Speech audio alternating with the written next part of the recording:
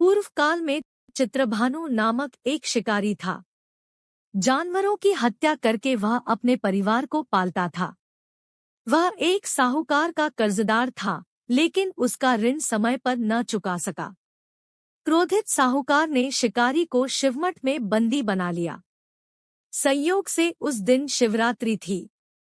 शिकारी ध्यानमग्न होकर शिव संबंधी धार्मिक बातें सुनता रहा। चतुर्दशी को उसने शिवरात्रि व्रत की कथा भी सुनी।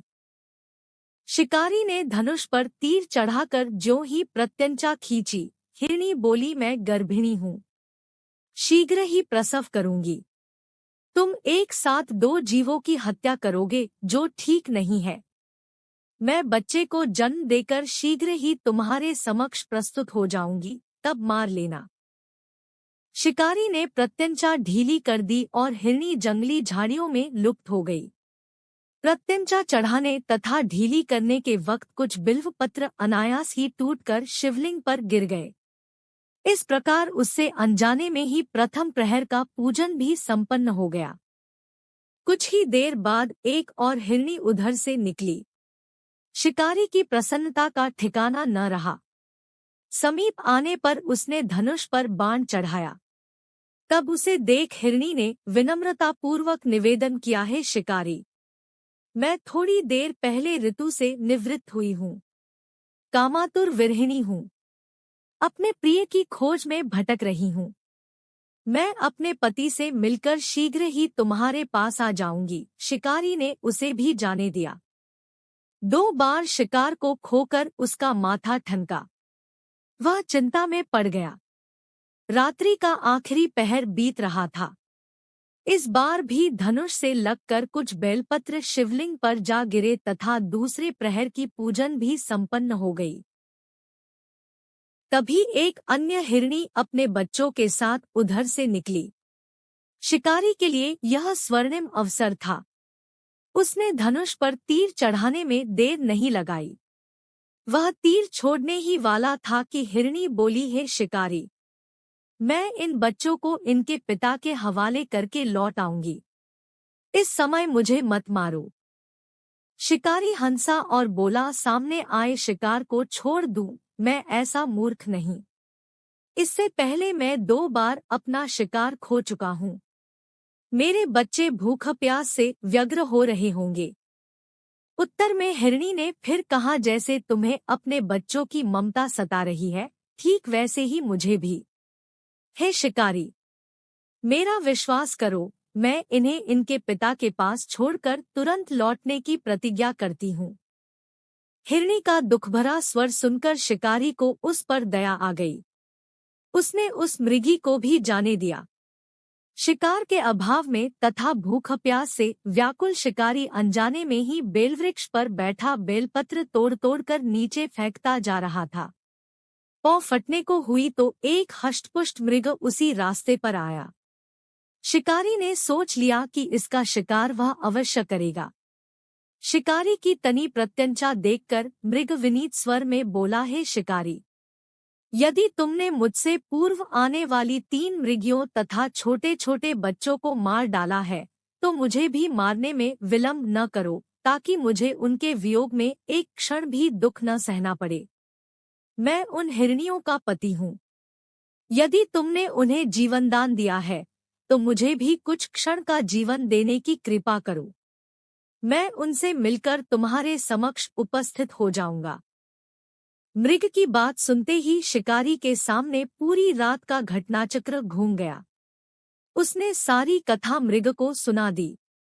तब मृग ने कहा, मेरी 3 पत्नियां जिस प्रकार प्रतिज्ञाबद्ध होकर गई हैं, मेरी मृत्यु से अपने धर्म का पालन नहीं कर पाएंगी। आथा जैसे तुमने उन्हें विश्वासपात्र मानकर छोड़ा है, वैसे ही मुझे भी जाने दो। मैं उन सबके साथ तुम्हारे सामने शीघ्र ही उपस्थित होता हूँ। शिकारी ने उसे भी जाने दिया। इस प्रकार सुबह हो आई। उपवास, रात्रिजागरण तथा शिवलिंग पर बेलपत्र चढ़ने से अनजाने में ही पर शिवरात्रि की पूजा पूर्ण हो गई। पर अनजाने में ही की हुई पूजन का परिणाम उसे तत्काल मिला। शिकारी का हिंसक हृदय निर्मल हो गया। उसमें भगवत शक्ति का वास हो गया। थोड़ी ही देर बाद वह मृग सपरिवार शिकारी के समक्ष उपस्थित हो गया ताकि वह उनका शिकार कर सके, किंतु जंगली पशुओं की ऐसी सत्यता, सात्विकता एवं सामूहिक प्रेम भावना देखकर शिकारी को बड़ी ग्लानि हुई। उसने मृग परिवार को जीवन दान दे दिया। अनजाने में शिवरात्रि के व्रत का पालन करने पर भी शिकारी को मोक्ष की प्राप्ति हुई। जब मृत्यु काल में यमदूत उसके जीव को ले जाने आए तो शिवगणों ने उन्हें वापस भेज दिया तथा शिकारी को शिवलोक ले गए। शिवजी की कृपा से ही अपने इस जन्म में राजा चित्रभानु अपने पिछले जन्म को याद रख पाए तथा महाशिवरात्रि के महत्व को जानकर उसका अगले जन्म में भी पालन कर पाए। शिव कथा का यह है संदेश। शिकारी की कथानुसार महादेव तो अनजाने में किए गए व्रत का भी फल दे देते हैं, पर वास्तव में महादेव शिकारी की दया भाव से प्रसन्न हुए। अपने परिवार के कष्ट का ध्यान होते हुए भी शिकारी ने मृग परिवार को जाने दिया।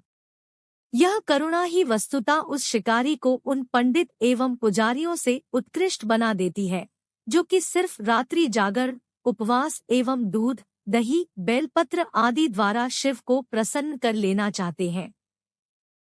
इस कथा में सबसे महत्वपूर्ण बात यह है कि इस कथा में अनजाने में हुए पूजन पर विशेष बल दिया गया है। इसका अर्थ यह नहीं है कि शिव किसी भी प्रकार से किए गए पूजन को स्वीकार कर लेते हैं अथवा भोलेनाथ जाने या अनजाने में हुए पूजन में भेद नहीं कर सकते हैं। वास्तव में वह शिकारी शिव पूजन नहीं कर रहा था। इसका अर्थ यह भी हुआ कि वह किसी तरह के किसी फल की कामना भी नहीं कर रहा था। उसने मृग परिवार को समय एवं जीवन दान दिया जो कि शिव पूजन के समान है। शिव का अर्थ ही कल्याण होता है। उन निरीह प्राणियों का कल्याण करने के कारण ही वह शिव तत्व को जान पाया तथा उसका शिव से साक्षात्कार हुआ। परोपकार करने के लिए महाशिवरात्रि का दिवस होना भी आवश्यक नहीं है। पुराण में 4 प्रकार के शिवरात्रि पूजन का वर्णन है। मासिक शिवरात्रि, प्रथम आदि शिवरात्रि तथा महाशिवरात्रि। पुराण वर्णित अंतिम शिवरात्रि है नित्य शिवरात्रि। वस्तुतः प्रत्येक रात्रि ही शिवरात्रि है अगर हम उन परम कल्याणकारी आशुतोष भगवान में स्वयं को लीन कर दे तथा कल्याण मार्ग का अनुसरण करें, वही शिवरात्रि का सच्चा व्रत है।